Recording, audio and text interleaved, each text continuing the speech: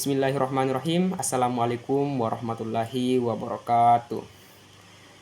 Perkenalkan, nama saya Nur Aswan dari jurusan Tarbiyah dan Keguruan, Prodi Pendidikan Agama Islam, kelas atau kelompok TP2 atau PAI 2. Adapun tugas video ini saya buat untuk memenuhi salah satu tugas MIT mata kuliah ilmu Al-Quran. Kemudian masuk ke pertanyaan, yaitu pertanyaan pertama, sebutkan dan jelaskan hikmah diturunkannya Al-Quran secara berangsur-angsur.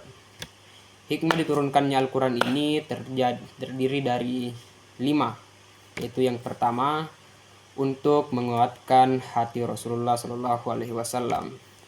Nah, maksudnya itu kenapa harus menguatkan hati Rasulullah? Karena pada masa itu setiap ayat yang turun atau beberapa ayat yang turun kepada Rasulullah selalu dibarengi oleh peristiwa.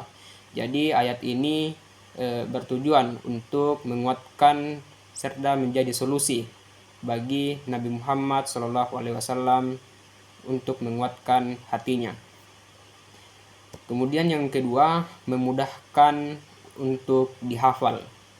Karena pada zaman Rasulullah, pada awal turunnya Al-Quran ini, banyak kemudian dari kalangan Arab termasuk Rasulullah sendiri masih kesulitan atau tidak bisa membaca maupun menulis.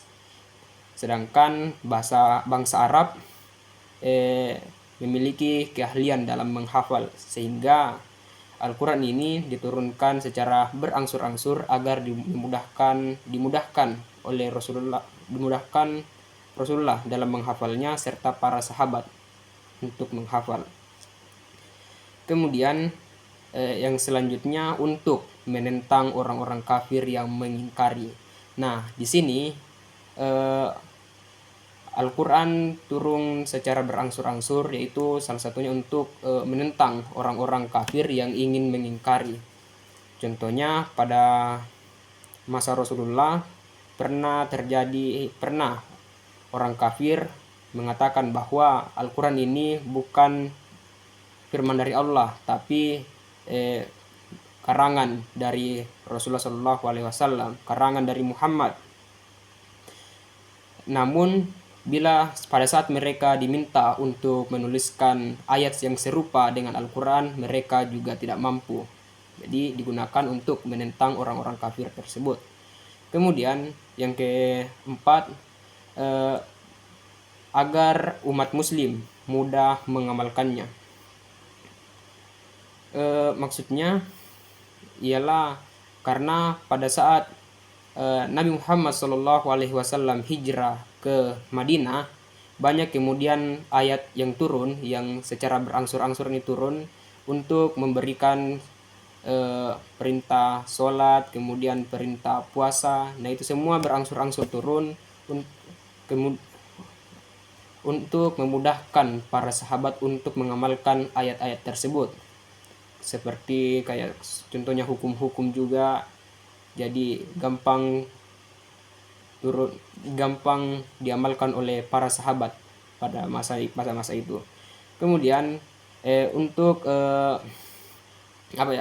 menetapkan hukum sesuai dengan peristiwa terjadinya, sesuai dengan peristiwa yang terjadi pada saat itu.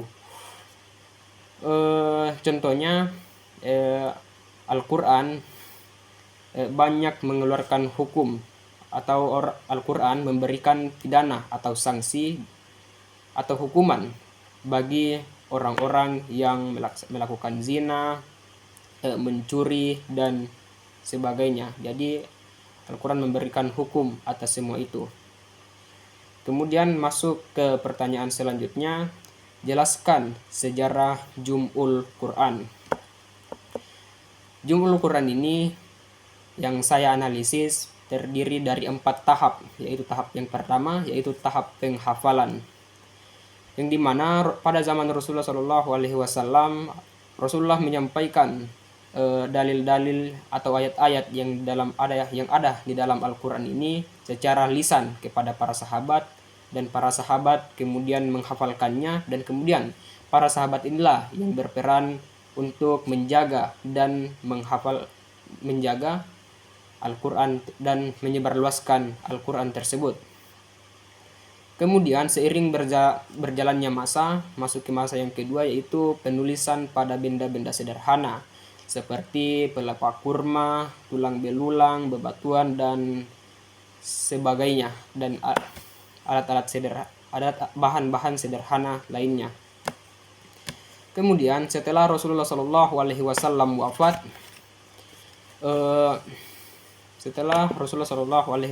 wafat, masuk ke kepemimpinan Sayyidina Abu Bakar, yang dimana pada saat kepemimpinan Abu Bakar sebagai Khulafaur Rasyidin yang pertama terjadi peperangan atau terjadi perang Ridha. Pada saat itu untuk memerangi orang-orang yang enggan membayar zakat, orang-orang yang mengaku sebagai nabi palsu, kemudian orang-orang yang murtad dari jalan Islam.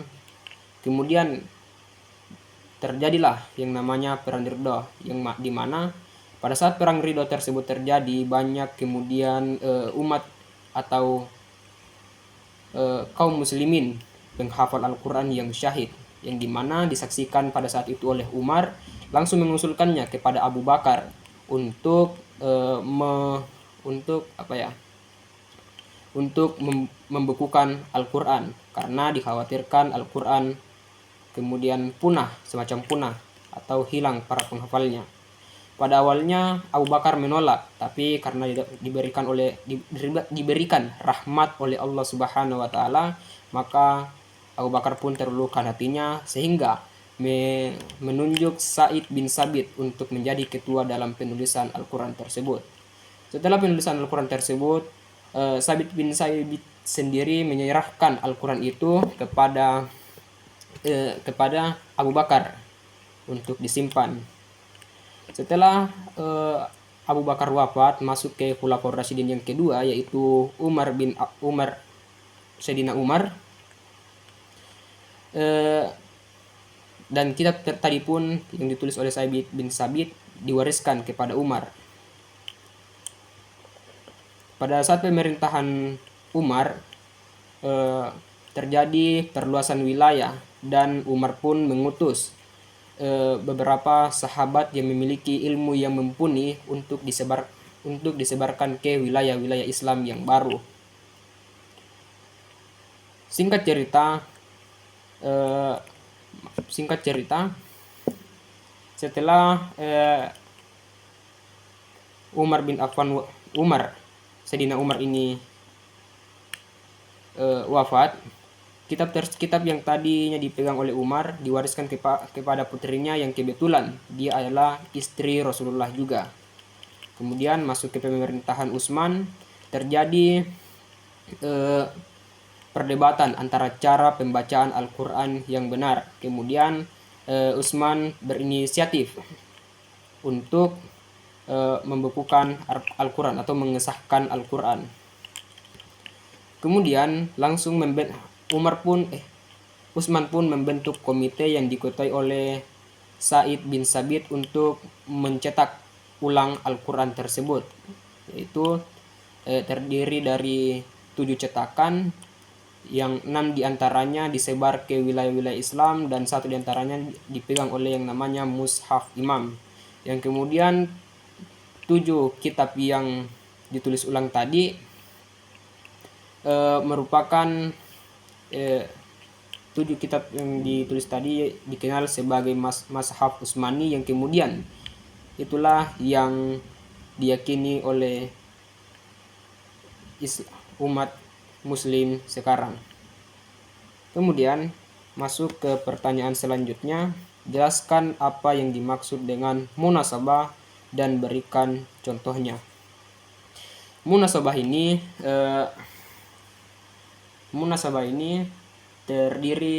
berasal dari kata munasab, yunasibu, dan munasabatan, yang artinya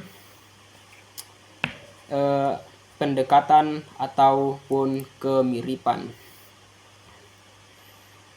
Macam-macam munasabah sendiri, ada munasabah antara nama surah dan isi surah, ada munasabah antara awal surah dan akhir surah, dan ada munasabah antara surat awal dan ayat 1 dengan ayat selanjutnya.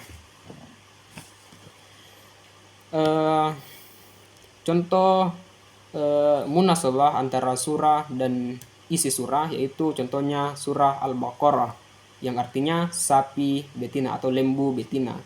Yang kemudian di dalam surah Al-Baqarah itu banyak membahas tentang hukum-hukum yang berkaitan dengan makanan dan cara hukum menyembelih hewan. Kemudian munasabah antara awal surah dan akhir surah biasanya memberikan kesimpulan atas isi surah tersebut. Contohnya surah Yusuf, yang dimana awal surahnya itu membahas tentang kisah Yusuf yang dimana pada awal surahnya itu membahas tentang kisah Yusuf yang mimpinya itu menjadi kenyataan dan kemudian dibenci oleh 10 saudara tertuanya. Dan di akhir surahnya Yusuf menjadi seorang raja yang bijaksana dan disegani. Kesimpulannya, dari Yusuf yang awalnya dibenci oleh 10 saudara tertuanya, akhirnya menjadi seorang raja yang bijaksana dan disegani. Kemudian masuk ke pertanyaan selanjutnya, berikan masing-masing contoh antara surah Makkiyah dan surah Madaniyah. Surah Makkiyah sendiri adalah surah atau ayat Madaniyah sendiri adalah ayat yang diturunkan kepada Nabi Muhammad SAW sebelum Nabi Muhammad SAW berhijrah ke Madinah. Sedangkan Madaniyah adalah surah yang sebaliknya setelah Rasulullah SAW berhijrah ke Madinah. Contoh surah Makkiyah tentunya surah yang paling awal diturunkan yaitu Al-Alaq. Iqra bismi rabbikal ladzi khalaq, khalaqal insana min alaq, iqra wa rabbukal akram, allazi 'allama bil qalam, 'allamal insana ma lam ya'lam. Kemudian contoh surah Madaniyah yaitu Al-Baqarah ayat 155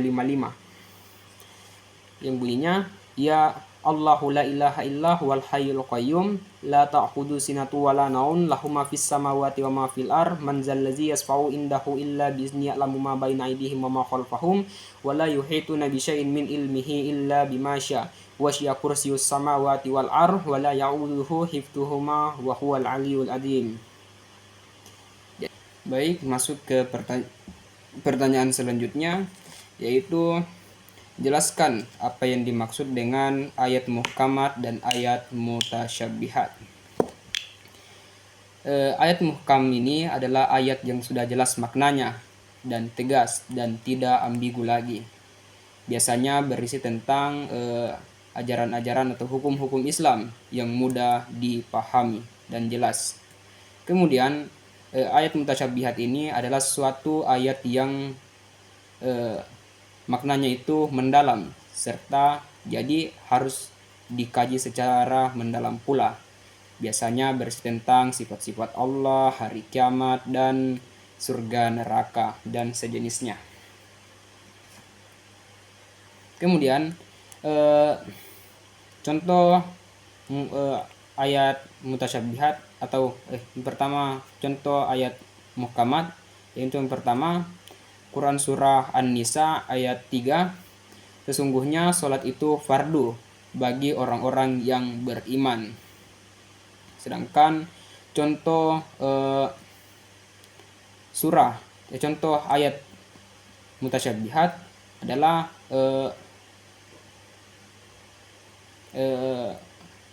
Quran surah Al-Baqarah ayat